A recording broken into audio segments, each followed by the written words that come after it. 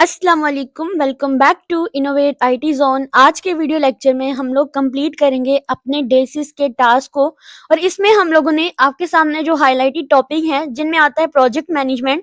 और इन मैनेजमेंट में हमारे पास integration management, scope management, cost management, quality management, human resources यानी HR management, communication management, risk management and procurement management, ये सब कुछ हमारे पास आज के वीडियो लेक्चर में हम लोग डिस्कस करने वाले हैं।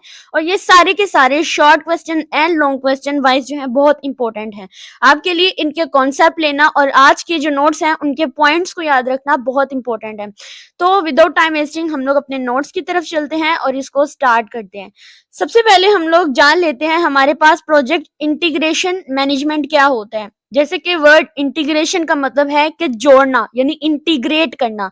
अब प्रोजेक्ट इंटीग्रेशन मैनेजमेंट बेसिकली एक कोर प्रोजेक्ट मैनेजमेंट एरिया है जो इंश्योर करता है कि आपके प्रोजेक्ट के सारे प्रोसेसेस और एक्टिविटीज एक कोहेरेंट और कोऑर्डिनेटेड मैनर्स में एग्जीक्यूट हों। यानी आप अगर छोटे छोटे पार्ट्स के अंदर अपना प्रोजेक्ट बनाते हैं और फिर एक ऐसे एरिया पर या एक ऐसी जगह पर जाकर अपना पूरा प्रोजेक्ट जो होता है आप उसको कंबाइन कर देते हैं, कोऑर्डिनेट कर देते हैं, कोहेरेंट कर देते हैं और फिर आप उसको ओवरऑल करके एग्जीक्यूट करते हैं। इसका मतलब क्या होता है कि यहाँ पर जब आप डिफरेंट प्रोजेक्ट के टास्क को, प्रोसेसेस को या एक्टिविटीज को आपस में कंबाइन कर देते हैं यानी इंटीग्रेट कर देते हैं, तो यहाँ पे प्रोजेक्ट इंटीग्रेशन मैनेजमेंट होती है। मैनेजमेंट यहाँ पर क्या है कि आपका जो प्रोजेक्ट होता है वो एग्जीक्यूट होता है एक कोहेरेंट एंड कोऑर्डिनेटेड मैनर के अंदर। ठीक है। अब ये जो आपके पास मैनेजमेंट का एस्पेक्ट होता है ये प्रोजेक्ट के अलग अलग कंपोनेंट यानी जैसे कि स्कोप हो गया, टाइम हो गया, कॉस्ट हो गया, क्वालिटी हो गया, इनको इंटीग्रेट करता है और उनके जो भी यूनिफाइड प्रोजेक्ट डिलीवर होते हैं उसको स्टेक होल्डर्स तक जो होता है वो डिलीवर करता है, उनकी एक्सपेक्टेशंस पे पूरा उतरने की कोशिश करता है। इसका पर्पस क्या होता है? इसका पर्पस होता है प्रोजेक्ट के जो भी ऑब्जेक्टिव्स होते हैं उनको अचीव करना, कैसे तमाम एक्टिविटीज को अलाइन करके। देन जो रिसोर्सेज होते हैं उनको इफेक्टिवली यूटिलाइज करना, फिर स्टेक होल्डर्स की रिक्वायरमेंट्स जो भी होती हैं उनको उसके अकॉर्डिंग ही मैनेज करना, देन जो भी चेंजिंग्स आप करते हैं उसको एफिशिएंटली हैंडल करना हमारे पास प्रोजेक्ट इंटीग्रेशन मैनेजमेंट में आ जाता है। देन उसके बाद ये एक इन फोकस एरिया जो है यानी ऐसी कौन से एरियाज हैं जिनमें हमारा प्रोजेक्ट इंटीग्रेशन मैनेजमेंट जो है वो फोकस करता है। सबसे पहले आता है प्रोजेक्ट चार्टर डेवलपमेंट। ठीक है। अब ये जो प्रोजेक्ट चार्टर होता है ये एक हाई लेवल डॉक्यूमेंट होता है। ठीक है। जो प्रोजेक्ट की जो ऑफिशियली इनिशिएट करता है यानी आप जैसे प्रपोजल बनाते हैं तो ये बेसिकली प्रोजेक्ट चार्टर डेवलपमेंट भी एक प्रपोजल को ही रिप्रेजेंट कर रहा होता है। इससे क्या होता है प्रोजेक्ट मैनेजर की अथॉरिटीज होती हैं वो डिफाइन की जाती हैं। इसका पर्पज होता है प्रोजेक्ट के जो भी ऑब्जेक्टिव्स होते हैं और स्कोप होता है उसको क्लियरली डिफाइन करना, देन स्टेक होल्डर की एक्सपेक्टेशंस को यहाँ पे अलाइन करना। फॉर एग्जांपल अगर एक कंपनी सॉफ्टवेयर डेवलप कर रही है और प्रोजेक्ट चार्टर में स्पेसिफाई किया गया है कि सॉफ्टवेयर के ऑब्जेक्टिव्स क्या हैं, बजट कितना होगा, टाइमलाइन क्या होगी, तो ये सब कुछ प्रोजेक्ट चार्टर डेवलपमेंट के अंदर आ जाता है। देन उसके बाद सेकंड एरिया हमारे पास आता है प्रोजेक्ट मैनेजमेंट प्लान डेवलपमेंट। अब ये पूरा जो डिफरेंट टास्क होते हैं हमने पढ़ा, इंटीग्रेशन करते हैं हर टास्क को, डिफरेंट कंपोनेंट्स को, तो ये भी बेसिकली उसी चीज को ही रेफर कर रहा होता है। जैसे पहले आप एक प्रपोजल बनाते हैं, उसके बाद आप उसमें प्लानिंग करते हैं, अपनी वर्किंग स्टार्ट करते हैं, एग्जीक्यूशन करते हैं, तो इसमें भी वही चीज आती है। प्रोजेक्ट मैनेजमेंट प्लान डेवलपमेंट की अगर बात करते हैं तो ये एक कंप्रिहेंसिव रोड मैप होता है, आउटलाइन होती है जो बताते हैं कि प्रोजेक्ट जो है वो कैसे एग्जीक्यूट होगा, कैसे मॉनिटर होगा, कैसे कंट्रोल करना है और कैसे इसको हमने क्लोज करना है। इसके की कंपोनेंट्स में सबसे पहले आता है स्कोप मैनेजमेंट प्लान, यानी आपने आपके प्रोजेक्ट का स्कोप क्या होता है उसको क्लियरली डिफाइन करना है और उसको कैसे मैनेज करना है ये सारा आपने प्लान करना होता है। देन उसके बाद आता है शेड्यूल मैनेजमेंट प्लान, यानी इसके अंदर आपने प्रोजेक्ट की टाइमलाइन बनानी होती है और मैनेज करना होता है उसको। फिर आता है रिस्क मैनेजमेंट प्लान, यानी पोटेंशियल रिस्क आपने उसको आइडेंटिफाई करना है, अगर यानी उसको मैटिगेट करना है। मैटिगेट का मतलब क्या होता है, हम लोग पहले लेक्चर्स में ऑलरेडी डिस्कस कर चुके हैं। आपके जो भी रिस्क आते हैं उनको आपने किस तरह से सोल्व करना है वो आपके जो है वो रिस्क मैनेजमेंट में आ जाता है। देन उसके बाद हम बात करेंगे इसकी एक एग्जांपल की, जैसे सॉफ्टवेयर डेवलपमेंट प्रोजेक्ट में मैनेजमेंट प्लान स्पेसिफाई करना, जो स्कोप क्रीप से कैसे बचा जा सकता है और रिसोर्सेज को कैसे इफेक्टिवली यूटिलाइज किया जा सकता है, आप इसको एज एन एग्जांपल लिख सकते हैं। उसके बाद जो हमारे पास थर्ड एरिया आता है which is the direct and manage the project work. यानी आप ये प्रोजेक्ट जो होता है एक्चुअली, यानी ये वाला जो फेज होता है ये एक्चुअली प्रोजेक्ट एग्जीक्यूशन का होता है, जहां डिलीवरेबल्स प्रोड्यूस होती हैं, जो भी आउटकम्स होती हैं वो प्रोड्यूस होती हैं और रिसोर्सेज एलोकेट किए जाते हैं। इसका पर्पस क्या होता है? सबसे पहले तो प्रोजेक्ट के प्लान को इम्प्लीमेंट करना होता है और फिर जो भी प्रोग्रेस आती है उसको ट्रैक करना होता है। जैसे एक मोबाइल एप्लीकेशन डेवलपमेंट आप कर रहे हैं, कोई ऐप बना रहे हैं, तो टीम कोडिंग और जो भी टेस्टिंग कर रहे हैं तो और project manager daily progress meetings conduct कर रहा है। यानी अगर मैं लीडर हूँ तो मेरे जो पार्टनर्स हैं, टीम मेंबर्स हैं, वो कैसे काम कर रहे हैं, क्या काम कर रहे हैं, मैंने उनकी प्रोग्रेस लेनी है। वो सारा कुछ इसी जो direct and manage project work होता है इसी फेज के अंदर आ जाता है। नेक्स्ट हमारे पास नया फेज आता है जो कि है monitor and control the project. हमने प्रोजेक्ट की उसको डॉक्यूमेंट बनाया, यानी चार्टर बनाया, देन उसके बाद हमने उसकी प्लानिंग की, उसके बाद हमने उसके ऊपर एग्जीक्यूशन यानी डायरेक्ट एंड प्रोजेक्ट मैनेजमेंट काम जो है उसके ऊपर स्टार्ट कर दिया। अब आता है कि जो काम चल रहा है उसको मॉनिटर करना एंड उसके जो भी प्रोजेक्ट होता है उसको कंट्रोल करना, उसके काम को कंट्रोल करना। देन उसके बाद हमारे पास 5 वाला आता है इंटीग्रेटेड द चेंजिंग कंट्रोल। यानी आपने अपने प्रोजेक्ट के अंदर जो जो भी चेंजिंग की है, लाइक आपने डॉक्यूमेंटेशन की है, आपने उसको वैल्यूएट किया है, देन आपने उसको अप्रूव्ड किया है, वो सारी चेंजिंग को आप जब उसको इंटीग्रेट कर देते हैं यानी जोड़ देते हैं, एक दूसरे पूरा एक कंप्लीट प्रोजेक्ट बना देते हैं, तो वो हमारे इंटीग्रेटेड चेंजिंग कंट्रोल में आ जाता है। उसके बाद हम इसकी इंपॉर्टेंस की बात करते हैं तो इसमें सबसे पहली चीज आती है अलाइनमेंट, जो कि हमारे पास अलाइनमेंट बहुत ज्यादा इंपॉर्टेंट है। यानी प्रोजेक्ट के गोल्स और जो भी स्टैक होल्डर की एक्सपेक्टेशन के साथ अलाइनमेंट को हमने इंश्योर करना होता है इसके अंदर। देन एफिशिएंसी आती है कि जो रिसोर्सेज होते हैं उसको आपने एफिशिएंट तरीके से यूटिलाइज करना है। देन रिस्क मैनेजमेंट आ जाता है कि जो भी चेंजेस और जो भी डेविएशंस होती हैं, जो भी मतलब वेरिएशंस होते हैं, उसको आपने टाइमली हैंडल करना होता है। उसके बाद आता है यूनिफाइड अप्रोच। यूनिफाइड का मतलब होता है एक ही प्लेटफॉर्म पे ले आना, सारे प्रोसेसेस को एक ही कोहेरेंट सिस्टम में इंटीग्रेट करना, ये सारा कुछ हमारे पास यूनिफाइड अप्रोच में आ जाता है।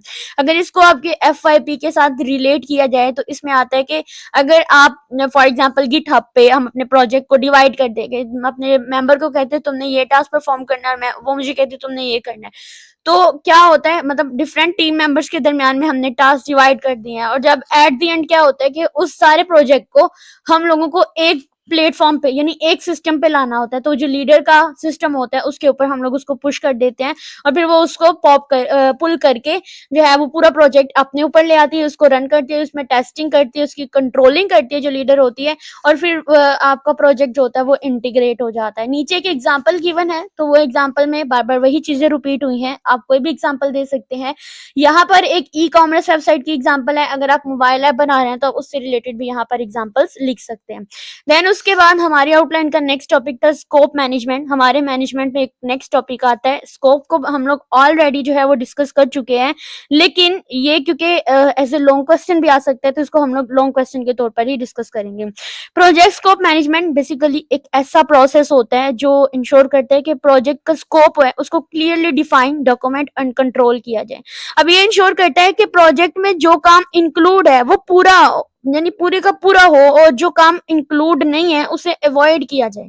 यानी अपने स्कोप को आपने मैनेज करना होता है। स्कोप बेसिकली हमारे फीचर से, हमारे जो डिलीवरेबल्स होते हैं उन्हीं से ही मैनेज किया जाता है। अगर आप एक ऐप बना रहे हैं, आपने क्या क्या फीचर्स हैं वो आप अपने ऑब्जेक्टिव्स में क्लियरली डिफाइन कर देते हैं, उससे आपके स्कोप का भी पता चल जाता है कि कहाँ तक आपका जो प्रोजेक्ट है, आपका जो भी ऐप है वो कहाँ तक जाएगी।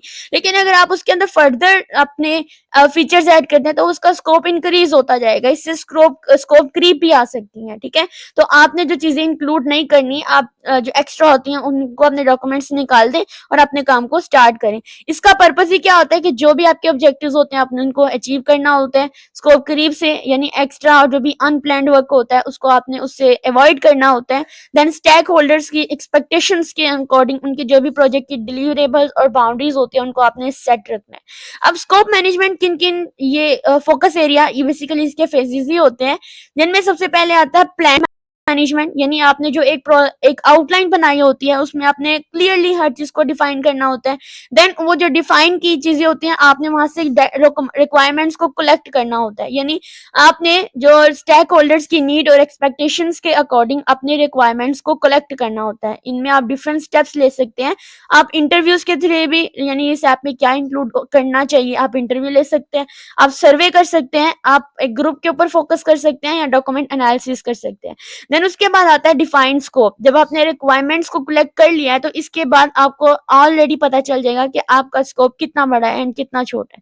देन आपने वर्क ब्रेकडाउन स्ट्रक्चर, जिसको हम लोग ऑलरेडी डिस्कस कर चुके हैं, तो आपने उस वर्क ब्रेकडाउन स्ट्रक्चर के अंदर पूरा अपना जो है वो स्कोप, अपने जितने भी ऑब्जेक्टिव्स हैं उनको स्मॉलर कंपोनेंट्स के अंदर या मैनेजेबल कंपोनेंट्स के अंदर आपने डिवाइड करके उनको आपने उसका स्कोप जो है वो अलाइन कर देना है। देन उसके बाद हमारे पास आता है वैलिडेट द स्कोप। जब आप एक बार अपना सारा काम कर लेते हैं तो देन आपने वैलिडेट करना होता है, यानी जो भी डिलीवरेबल्स होते हैं उनको स्टैक होल्डर के साथ आपने रिव्यू करना है और उनका फॉर्मल एक्सेप्टेंस लेना है। यानी जो चीज आप बना रहे हैं क्या आपकी ऐप जो है क्या उसके अकॉर्डिंग ही बनी है, क्या उसका स्कोप भी उतना ही बना है, ये बेसिकली आपकी टेस्टिंग से बनता है। तो यहाँ पर हमारे स्कोप को वैलिडेट करना भी इंपॉर्टेंट हो जाता है। देन उसके बाद आप अपने जो भी स्कोप होता है, जो भी आप अपने प्रोजेक्ट में चेंजिंग लाते हैं, मैनेजिंग में चेंजिंग लाते हैं, तो आप वहां पे अपने स्कोप को कंट्रोल भी कर सकते हैं। किस तरह से कर सकते हैं, आपका पर्पस क्या होना चाहिए? पर्पस ये होना चाहिए कि आपने स्कोप क्रीप से अवॉइड करना है। स्कोप क्रीप को बार बार रिपीट किया जा रहा है कि स्कोप क्रीप ऐसा प्रोसेस होता है जिसमें अनवांटेड और अनप्लैंड जो फीचर्स होते हैं वो ऐड किए जाते हैं, अनप्लैंड वर्क जो है वो ऐड किया जाता है। तो इससे आपने अपने स्कोप को कंट्रोल करना है, ठीक है। देन इसकी एग्जांपल है, आप लोग इसको नोट से या आपके सामने स्क्रीन पर है, आप इसको जरूर पढ़ लीजिएगा। उसके बाद इसकी इंपॉर्टेंस है, तो जो ही इसका पर्पस है हमने वही इसकी इंपॉर्टेंस में लिख देते हैं कि आपका स्कोप क्लियरली डिफाइन होना चाहिए, स्टैक होल्डर से सेटिस्फाई होने चाहिए, देन रिसोर्सेज जो है वो आपने यूटिलाइज करने हैं और वो ऑप्टिमाइजेशन वे में। देन उसके बाद नेक्स्ट हमारे पास आता है कॉस्ट मैनेजमेंट। कॉस्ट मैनेजमेंट यानी आपकी जो भी बजट है, जो कॉस्ट है उसको मैनेज करना, ऐसा प्रोसेस जो ये इंश्योर करता है कि प्रोजेक्ट का बजट जो है वो बिल्कुल एक्यूरेट हो, एस्टिमेट हो, एलोकेटेड हो और कंट्रोल हो। यानी आपने अगर अपने प्रोजेक्ट के लिए अगर आप एस्टिमेशन लगाते हैं कि इतनी चीज बनने के लिए आपको इतना पैसा लगाना है अपने प्रोजेक्ट के ऊपर, तो वो आपको होता है एस्टिमेटेड। और जब आप उसको कोशिश करें कि रियलिस्टिक्स लाएं, यानी रियलिस्टिक्स का मतलब होता है आप उसको रियल में भी उतना ही बजट, बिल्कुल एक्यूरेटली एस्टिमेटेड किए हुए बजट को ही आप एलोकेट करें और उसको कंट्रोल करें। तो ये सारी मैनेजमेंट हमारी कॉस्ट मैनेजमेंट में ही आ जाती है और हमारे जितने भी फाइनेंशियल रिसोर्सेज होते हैं वो भी कॉस्ट मैनेजमेंट में ही आ जाते हैं। इसका पर्पस होता है बजट को एलोकेट करना, कॉस्ट को कंट्रोल करना, यानी अननेसेसरी एक्सपेंसेस, यानी जो आपके पास ऐसा होता है कि आप एक्स्ट्रा पैसे लगा रहे हैं, तो ऐसा आपने बिल्कुल नहीं करना। जो फीचर्स आपकी ऐप में नहीं आप उसको निकाल दें, ठीक है। एक तो आपका उसका स्कोप अच्छा हो जाएगा, मैनेज हो जाएगा, और एक कॉस्ट को मैनेज करना भी ईजी हो जाता है। देन प्रोजेक्ट सक्सेस, एक अच्छा जब आप फाइनेंशियल कॉन्स्ट्रेंट जो है वो अचीवेबल होती है, यानी आप अपने डिलीवरेबल्स के ऊपर अपनी फाइनेंशियल कॉन्स्ट्रेंट लगा देते हैं, तो देन आपका प्रोजेक्ट बहुत ज्यादा सक्सेसफुल हो जाता है। इसके फेजेस में या इसके की एरियाज में हमारे पास सबसे पहले आता है आपने प्लानिंग करनी है, देन एस्टिमेशन करनी है। एस्टिमेशन प्लानिंग की कॉस्ट के बारे में ऑलरेडी हम लोग डिस्कस कर चुके हैं प्रीवियस लेक्चर्स के अंदर, एंड इसका जो लिंक है वो आपको डिस्क्रिप्शन बॉक्स में भी मिल जाएगा। उसके बाद हमारे पास जो नेक्स्ट टॉपिक आता है which is the quality management. Quality basically एक ऐसी सिस्टमैटिक प्रोसेस होता है जो आपके प्रोजेक्ट के डिलीवरेबल्स यानी स्टैक होल्डर्स की रिक्वायरमेंट्स और एक्सपेक्टेशंस को मीट करती है। ये हमारे प्रोजेक्ट की जो भी इम्प्लीमेंटेशन प्रोसेस होता है उसकी जो भी प्रैक्टिस होती है, यानी कि आप उसको प्लान करेंगे, मैनेज करेंगे, उसको कंट्रोल करेंगे, तो इन सारे से आपके प्रोजेक्ट की क्वालिटी भी बहुत इफेक्ट करती है। इसका पर्पस क्या होता है कि आप जो प्रोजेक्ट बना रहे हैं, जो रिक्वायरमेंट्स हैं वो बिल्कुल कस्टमर सेटिस्फेक्शन होनी चाहिए, यानी जो कस्टमर ने आपको चीज कही है वो बिल्कुल उसके अकॉर्डिंग होनी चाहिए।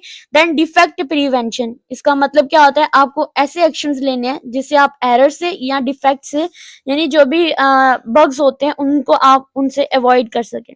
देन आता है प्रोसेस इंप्रूवमेंट, कि आप जो भी प्रोसेस कर रहे हैं वो बिल्कुल एफिशिएंसी और इफेक्टिव वे में, और आपके प्रोजेक्ट के अंदर इंप्रूवमेंट आनी चाहिए। आप जब क्वालिटी कंट्रोल करते हैं तो देन ये ऑलरेडी ऑटोमेटिकली आ जाती है। इसके भी वही की पॉइंट्स हैं। सबसे पहले आपने प्लानिंग करनी है, देन क्वालिटी एश्योरेंस, जिसको हम लोग नेक्स्ट वीडियो के अंदर पूरी डिटेल से डिस्कस करेंगे। यानी इसमें क्या होता है कि रेगुलरली आप अपने प्रोसेसेस का रिव्यू लेते हैं और उसको आप स्टैंडर्ड वे में जो होता है अपने क्वालिटी की जो भी रिक्वायरमेंट्स होते हैं उनको मीट करते हैं। देन उसके बाद आता है क्वालिटी कंट्रोल, यानी आपने टेस्टिंग करनी है। टेस्टिंग करते करते अपने प्रोजेक्ट्स की हर चीज को बिल्कुल क्लियरली डिफाइन करना होता है। नेक्स्ट हमारे पास है ह्यूमन रिसोर्सेज मैनेजमेंट।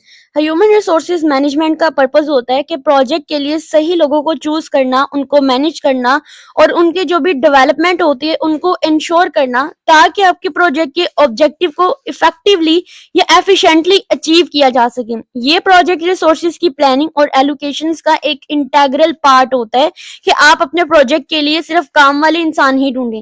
देन उसके बाद आता है सिग्निफिकेंस, क्या है इसकी इंपॉर्टेंस, क्या होती है प्रोजेक्ट मैनेजमेंट के अंदर। आप लोगों के पास राइट स्किल्स एलोकेशन होने चाहिए, यानी वो लोग चूज करें जिनके पास कोई ना कोई एक्सपर्टीज होती है, कोई ना कोई स्किल्स होते हैं। देन उसके बाद आता है टीम मोटिवेशन, आप ऐसे लोग भी रहे जिनको आप बार बार मोटिवेट करते हैं अपने प्रोजेक्ट के लिए। उसके बाद आता है कंफ्लिक्ट रेजोल्यूशन, यानी अगर कोई भी इश्यूज आता है तो अगर आप टीम में काम करते हैं तो उसको आप इजीली सॉल्व कर सकते हैं। उसके बाद रिटेंशन, यानी आप इफेक्टिवली एक दूसरे की हेल्प करके अपने प्रोजेक्ट को बहुत अच्छा और एफिशिएंट बना सकते हैं। इसके क्या क्या फेजेस हैं, कौन कौन से की फोकस एरिया पर भी फोकस करता है। सबसे पहले आता है ह्यूमन रिसोर्सेज प्लानिंग, यानी प्रोजेक्ट की मैन पावर नीड्स को एस्टिमेशन और प्लानिंग करना, जिसमें हमारे पास कुछ की एक्टिविटीज आती हैं जिनमें आता है skill gap analysis, roles and responsibilities को डिफाइन करना, जो भी रिसोर्सेज अवेलेबिलिटी और कॉन्स्ट्रेंट्स होती है उनको आइडेंटिफाई करना, और एज अ आउटपुट आपको रिसोर्सेज मैनेजमेंट जो का एक अच्छा प्लान मिल जाता है। उसके बाद आता है एक्वायर द प्रोजेक्ट टीम, यानी प्रोजेक्ट के लिए सही लोगों का सिलेक्शन और उन्हें अनबोर्ड करना। रिक्वायरमेंट प्रोसेसेस, यानी जब पोजीशन जो भी जॉब पोस्टिंग होती है या इंटरव्यूज होते हैं आपने उनको प्रोसेस करना है। देन उसके बाद आता है कॉन्ट्रैक्टिंग, आपने जैसे थर्ड पार्टी रिसोर्सेज का यूज करने के लिए आप डिफरेंट कंपनीज आपस में कॉन्ट्रैक्ट करती हैं और कॉन्ट्रैक्ट साइन किया जाता है, फिर उसी के थ्रू लोगों को मैनेज करना, हायर किया जाता है, तो यहाँ पर भी आप वही करें। Then on boarding and orientation रखें, और देन फॉर एग्जांपल आपने अगर यूआई एंड यूएक्स डिजाइनर यानी अपनी ऐप का फ्रंट एंड डेवलप करने के लिए भी आप लोगों को हायर करते हैं, जो कि एक यूजर फ्रेंडली और एक अट्रैक्टिव वेबसाइट का जो यूआई होता है वो आपके लिए डिजाइन कर सके। उसके बाद आता है डेवलप द प्रोजेक्ट टीम, यानी टीम मेंबर की स्किल्स और जो भी इसके अंदर जो भी एक्सपर्टीज होती हैं उनको इनहेंस करना और उनको मोटिवेट करना, मोटिवेशनल लेवल्स पे उनको इम्प्रूव करना होता है। जैसे इसमें ट्रेनिंग और डेवलपमेंट प्रोग्राम जो होता है उसको ऑर्गेनाइज करना होता है, टीम बिल्डिंग एक्टिविटीज करनी होती हैं, परफॉर्मेंस जो भी होती हैं आपकी उनको और फीडबैक का सेशंस आपने रखना होता है। उसके बाद आप for example as an output आपको क्या होगा कि प्रोडक्टिव और मोटिवेटेड टीम मिलेगी। जैसे एजाइल डेवलपमेंट टीम के लिए स्क्रम फ्रेमवर्क ट्रेनिंग जो है उनको अरेंज करना होता है। देन उसके बाद अरेंज करने के बाद आपने अपनी टीम को मैनेज करना होता है, और उसके बाद जो भी रिसोर्सेज होते हैं उनको कैसे यूटिलाइज करना है, किस यानी ये ह्यूमन एंड नॉन ह्यूमन दोनों का काम होता है। फॉर एग्जांपल आपकी कंप्यूटर, लैपटॉप या इंसान दोनों ने मिलकर ही प्रोजेक्ट पे काम करना होता है, और उसको किस तरह से रिसोर्सेज को यूटिलाइज करना है ये आपको अपनी टीम को सिखाना होता है, और वो ऑप्टिमल लेवल के ऊपर आकर आपका प्रोजेक्ट अच्छे तरीके से बना सकते हैं। देन उसकी कुछ स्ट्रेटजीज होती हैं एचआरएम की, जिसमें सबसे पहले किस मेंबर ने क्या काम करना है आपने उसका रोल क्लियरली डिफाइन करना होता है, उसकी रिस्पॉन्सिबिलिटीज देनी होती हैं। देन उनके साथ एक अच्छी कम्युनिकेशन रखनी है। उसके बाद अपनी टीम को मोटिवेट करते रहें, कोई ना कोई रिवार्ड जो है, कोई ना कोई जो बोनस है वो रखते रहें, और उसके बाद आपकी टीम में अगर कोई कॉन्फ्लिक्ट होती है तो आप उसको वहां से निकाल दें, और या इस इश्यूज को आप मिलकर भी सॉल्व करें। इसमें भी कुछ एग्जांपल्स हैं, जैसे सॉफ्टवेयर प्रोजेक्ट बनाना है तो इसमें आप सबसे पहले प्लानिंग करते हैं कि कितने मेंबर्स आपने अपनी टीम के अंदर रखने हैं। फॉर एग्जांपल 5 डेवलपर्स हैं और 2 टेस्टर हैं, फिर आपने उसमें डेवलपिंग जो है उसके काम करना स्टार्ट कर देना है, कोडिंग वगैरह, फिर आपने उसको मैनेज करना है, और फिर लास्ट एट द एंड आपको उसको कंट्रोल करना होता है। उसके बाद हमारी आउटलाइन का नेक्स्ट टॉपिक है जो कि है कम्युनिकेशन मैनेजमेंट, जिसको ऑलरेडी इफेक्टिव कम्युनिकेशन होना चाहिए। इसको हम लोग प्रीवियस लेक्चर के अंदर डिस्कस कर चुके हैं और उसका लिंक आपको डिस्क्रिप्शन बॉक्स में भी मिल जाएगा। देन उसके बाद जो हमारा नेक्स्ट टॉपिक आता है which is the risk management. आपके प्रोजेक्ट में एरर्स आते हैं, रिस्क आते हैं, मोस्टली जो डिस्कस करते आ रहे हैं आते हैं पोटेंशियल रिस्क और उनको किस तरह से मैटिगेट करना है, इनकी इंपॉर्टेंस क्या है, वो अब हम लोग यहाँ पर डिस्कस करेंगे। सबसे पहले रिस्क मैनेजमेंट एक ऐसा प्रोसेस होता है जिसके अंदर हमारे प्रोजेक्ट के अंदर कौन कौन से रिस्क आते हैं उनको आइडेंटिफाई करना होता है और उन्हें किस तरह से असेस करना है और उन रिस्क से इफेक्टिवली कैसे डील करना है, उसके लिए आप डिफरेंट स्ट्रेटजीज को डेवलप करते हैं। रिस्क मैनेजमेंट का जो मेन एम होता है वो यही होता है कि आपके प्रोजेक्ट के गोल्स और ऑब्जेक्टिव को अचीव करते वक्त कोई भी अनसर्टेनिटीज हो सकती हैं तो आप उसको फौरन से मैनेज कर सकें, ठीक है, ताकि आप अपने प्रोजेक्ट के गोल्स और ऑब्जेक्टिव्स को इजीली अचीव कर सकें। इसकी इंपॉर्टेंस की अगर बात करते हैं, सबसे पहले आती है अनसर्टेनिटी रिडक्शन, यानी कोई भी जो चांसेस होते हैं एरर्स के, वो जब हम रिस्क मैनेजमेंट करते हैं तो वो इस चीज को कंट्रोल करता है कि आप अपने एरर्स को इजीली सॉल्व कर सकते हैं। आपको जब सारी प्लानिंग की होती है तो उसमें ऑलरेडी पता चल जाता है कहाँ पे क्या रिस्क आना है। देन उसके बाद बेटर डिसीजन मेकिंग, जब आपने अच्छे से डिसीजन लिया होता है कि आपने अपने प्रोजेक्ट में कहाँ कहाँ पर क्या चीज इंक्लूड करनी है, तो वो प्रोजेक्ट की सक्सेस के लिए एक बेटर डिसीजन बहुत इंपॉर्टेंट होता है। कॉस्ट सेविंग, जब आपने रिस्क को मैनेज कर लेते हैं तो आपका बहुत सारा पैसा जो होता है वो बच जाता है। उसके बाद improve the stakeholders confidence and enhance the success rate, जो होता है रिस्क मैनेज करने से आप इसको इनहेंस कर सकते हैं। के प्रोसेसेस की बात करते हैं, सबसे पहले आता है रिस्क प्लानिंग। रिस्क प्लानिंग में क्या होता है, ये हमारा फर्स्ट स्टेप होता है जिसमें प्रोजेक्ट टीम रिस्क मैनेजमेंट के लिए स्ट्रेटेजी को डेवलप करती है। इसमें रिस्क के स्कोप, उसकी अप्रोच और टूल्स वगैरह जो होते हैं वो डिफाइन किए जाते हैं। यानी अगर एक सॉफ्टवेयर डेवलपमेंट प्रोजेक्ट है तो टीम डिसाइड करेगी कि उनके किस तरह के रिस्क को असेस करना है, कैसे मॉनिटर करना है और फिर उसको कितनी फ्रीक्वेंसी के साथ आपने उसको सॉल्व करना है। वो हमारे पास पहले जो प्लान है, प्रोसेस होता है, उसके अंदर आ जाता है। उसके बाद आता है रिस्क आइडेंटिफिकेशन, यानी इस प्रोसेस में प्रोजेक्ट के रिस्क को आइडेंटिफाई किया जाता है। ये स्टेप इंश्योर करता है कि सब पोटेंशियल रिस्क जो प्रोजेक्ट को सक्सेस को इम्पैक्ट कर सकते हैं उनको समझा जाए। जैसे सॉफ्टवेयर प्रोजेक्ट में रिस्क हो सकते हैं, जैसे टेक्निकल चैलेंजेस हो सकते हैं, वेंडर्स हो सकते हैं, डिलेस हो सकते हैं, टीम स्केल गैप्स हो सकते हैं, या आपका लैपटॉप खराब हो सकता है। ये सारे रिस्क होते हैं और ये रिस्क आइडेंटिफिकेशन बहुत इंपॉर्टेंट होती है। आपके पास अपने प्रोजेक्ट का कोई ना कोई बैकअप होना चाहिए ताकि इन केस अगर कोई डाटा उड़ता है, यानी आपका जो लैपटॉप खराब हो जाता है, इन केस कोई टेक्निकल प्रॉब्लम्स आ जाती हैं तो आपके पास एटलीस्ट वो सेव होना चाहिए। उसके बाद बात करते हैं रिस्क क्वालिटी एनालिसिस के बारे में कि आपने क्वालिटेटिव टर्म होती हैं कुछ, उनको असेस करना है। इस प्रोसेस में क्या आपने डिटरमाइन करना चाहिए कि रिस्क जो है वो कैसे हमने कैसे आ सकते हैं और उनको कैसे प्रायोरिटी देनी है, यानी कौन सा रिस्क हमें पहले सोल्व करना है और कौन सा नहीं। उसके बाद रिस्क की क्वांटिटेटिव एनालिसिस आ जाती है। अब इसमें क्या होता है कि इस प्रोसेस में रिस्क को हम न्यूमेरिकली असेस किए जाते हैं, जैसे कि उनके जो पोटेंशियल कॉस्ट होती है और जो भी प्रोबेबिलिटी होती है उसको मेजर किया जाता है। यानी ये चीज जो मेजर की जाती है कि रिस्क पे कितनी कॉस्ट लगेगी, कितना पैसा लगेगा। उसके बाद आता है रिस्क रिस्पॉन्स प्लानिंग, यानी जब रिस्क आइडेंटिफाई हो जाते हैं, एनालाइज हो जाता है, तो नेक्स्ट स्टेप ये होता है कि उन रिस्क को रिस्पॉन्स प्लान बनाया जाए। रिस्क रिस्पॉन्स प्लान में आप एक्शंस इंक्लूड कर सकते हैं और जो रिस्क के जो मतलब रिस्क को रिड्यूस कर जाते हैं उनको एक्सेप्ट करते हैं, उनको ट्रांसफर करते हैं और अवॉइड किया जाता है कि नेक्स्ट टाइम कोई रिस्क जो होता है वो इतना बड़ा ना आए। उसके बाद आता है नेक्स्ट मॉनिटरिंग एंड कंट्रोलिंग, यानी आपने जो भी रिस्क कोई प्रोजेक्ट की इंप्लीमेंटेशन वगैरह की होती है, रिस्पॉन्सेज वगैरह सब कुछ, एट द एंड आप उसको कंट्रोल करते हैं और फिर उसका कंट्रोल आपके हाथ में होता है, आप उसको इजीली इफेक्टिवली मैनेज कर सकते हैं। यहाँ पे इसकी कुछ टाइप्स होती हैं जिनमें हमने बात की, कुछ टेक्निकल रिस्क होते हैं जैसे सॉफ्टवेयर में बग्स आ जाते हैं, सिस्टम इनकम्पैटिबल हो जाता है या टेक्नोलॉजी फेलियर्स आ जाते हैं। एक्सटर्नल रिस्क की बात करते हैं कि मार्केट में कोई डाउन टर्न्स आ गई हैं या गवर्नमेंट रेगुलेशंस आ गए हैं या आपका इंटरनेट जो है वो बंद हो गया है। उसके बाद ऑर्गेनाइजेशनल रिस्क आते हैं, आपके पास रिसोर्सेज की कमी हो जाती है, टीम जो है टर्नओवर होगी यानी टीम मेंबर्स ने छोड़ दिया है या कम्युनिकेशन ब्रेकडाउन हो गया, आपको इफेक्टिवली कम्युनिकेट ही नहीं करना आया। देन उसके बाद आता है प्रोजेक्ट मैनेजमेंट रिस्क, जिसमें आपने जो अपने प्रोजेक्ट की डेडलाइन बनाई होती है आपसे वो मिस हो जाती है या जो भी आपने उसका स्कोप बनाया था वो रियलिस्टिक नहीं होता है और जो भी माइलस्टोन पे आप काम कर रहे होते हैं रिसोर्सेज के लिए वो सही से एलोकेट नहीं होते हैं। उसके बाद रिस्क रिस्पॉन्स स्ट्रेटेजी आ जाता है जिसमें आता है रिस्क अवॉइडेंस, यानी अगर कोई रिस्क वेंडर्स डिले हो जाता है तो उसका कोई ना कोई अल्टरनेट होना चाहिए।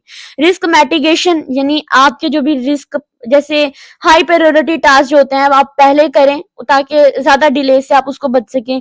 रिस्क ट्रांसफर आता है कि आपने जो भी वेंडर्स होते हैं उनको होल्ड करके रखना है, ठीक है, ताकि जो भी प्रोजेक्ट डिलेस आते हैं आप उनको बाद में ठीक कर सकें, ट्रांसफर कर सकें या किसी और जगह पर उसको सेव कर सकें। रिस्क एक्सेप्टेंस, सबसे पहले जो रिस्क आते हैं आपने उसको एक्सेप्ट करना है, एक्सेप्ट करने के बाद फिर आपने उसके ऊपर काम जो है वो स्टार्ट करना है। इसके कुछ मैनेजमेंट टूल्स होते हैं जिसमें रिस्क रजिस्टर्ड आ जाते हैं, रिस्क ब्रेकडाउन स्ट्रक्चर आ जाता है। ब्रेकडाउन इसमें क्या होता है कि आप अपने रिस्क को डिफरेंट कैटेगरीज के अंदर ब्रेक डाउन कर देते हैं, डिवाइड कर देते हैं, फिर उसको आप प्रायोरिटी के बेस पे आप उसको सॉल्व करते हैं। देन आता है स्वॉट एनालिसिस, यानी आप इसमें आपके रिस्क की जो भी स्ट्रेंथ्स आती है, वीकनेस आती है, अपॉर्चुनिटीज आती है, थ्रेट्स आते हैं, वो हेल्प करते हैं आपके प्रोजेक्ट के रिस्क को अंडरस्टैंड करने में। देन सो ऑन, आप जितने भी चाहे आप कर सकते हैं। देन लास्ट टॉपिक जो डे 6 का है, which is the procurement management. Procurement management क्या होता है? एक ऐसा प्रोसेस जिसमें प्रोजेक्ट के लिए एक्सटर्नल रिसोर्सेज जैसा कि कुछ चीजें होती हैं, सर्विसेज होती है या कॉन्ट्रैक्ट होते हैं, उनको एक्वायर करना और उनको मैनेज करना, ये सब कुछ हमारे पास प्रोक्योरमेंट मैनेजमेंट में आ जाता है। ये इंश्योर करता है कि जो एक्सटर्नल गुड्स या सर्विसेज होती है वो प्रोजेक्ट के लिए रिक्वायर्ड है, वो टाइमली, विद इन बजट और क्वालिटी स्टैंडर्ड्स के अकॉर्डिंग ही प्रोक्योर की जाए। प्रोजेक्ट मैनेजर और जो टीम मेंबर्स होते हैं उनको प्रोक्योरमेंट को प्लान बनाने की जरूरत होती है, ठीक है, प्रॉपर प्लानिंग की जाती है ताकि इंश्योर किया जा सके कि जो सप्लायर या वेंडर से डील करते वक्त प्रोजेक्ट की रिक्वायरमेंट्स मीट हों। प्रोक्योरमेंट प्रोजेक्ट के गोल्स, बेसिक गोल जो होता है उनका ये होता है कि ऑर्गेनाइजेशंस के जो रिक्वायरमेंट गोल्स होते हैं या जो चीजें होती हैं जो ऑर्गेनाइजेशन ने रिक्वायर्ड की होती हैं, उन्हीं से ही हम लोग अपने प्रोजेक्ट को एक स्टैंडर्ड क्वालिटी का जो है प्रोजेक्ट बनाए। इसमें कुछ इंप्रूवमेंट्स आती हैं जिनमें सबसे पहले इसकी इंपॉर्टेंस आती है resources acquisition, then cost management, quality assurance, risk mitigation and legal compliance. ये वो सारे जो हम लोग ऑलरेडी डिस्कस कर चुके हैं। उसके बाद अगर इसके प्रोसेसेस की बात करते हैं तो इसमें भी आपने प्रॉपर तरीके से एक प्लानिंग करनी होती है अपने प्रोक्योरमेंट मैनेजमेंट के लिए कि आपको किन रिसोर्सेज की नीड है और इन रिसोर्सेज से आप नेक्स्ट क्या बनाएंगे, क्या कॉन्ट्रैक्ट आपने साइन किए होते हैं, वो सब कुछ इस प्लानिंग में आ जाता है। उसके बाद फिर आपने प्रोक्योरमेंट को कंडक्ट करना होता है। इस स्टेजेस में आप प्लानिंग को आप इम्प्लीमेंटेशन में लेकर आते हैं। देन उसके बाद फिर उसको आपने कंट्रोल एंड मैनेज करना है, यानी सप्लायर की क्या परफॉर्मेंस है आपने उसको मॉनिटर करना है, क्या कॉन्ट्रैक्ट्स हैं उनको मैनेज करना है। देन आपने जो डिलीवरी डेडलाइंस होती हैं, क्वालिटी स्टैंडर्ड्स होते हैं, उनको ट्रैक करना है और फिर एट द एंड आपको अपने प्रोक्योरमेंट को क्लोज कर देना होता है। किन किन फेजेस में जो हमने अभी स्ट्रैटेजीज या फेजेस पढ़े हैं वही इसके की फोकस एरिया भी है, सो इसको हम बार बार रिपीट नहीं करेंगे। तो ये हमारे पास इसके कुछ टूल्स एंड टेक्निक्स होते हैं जिसमें मेक और बाय एनालिसिस होता है, यानी बनाएं और इसको खरीदें।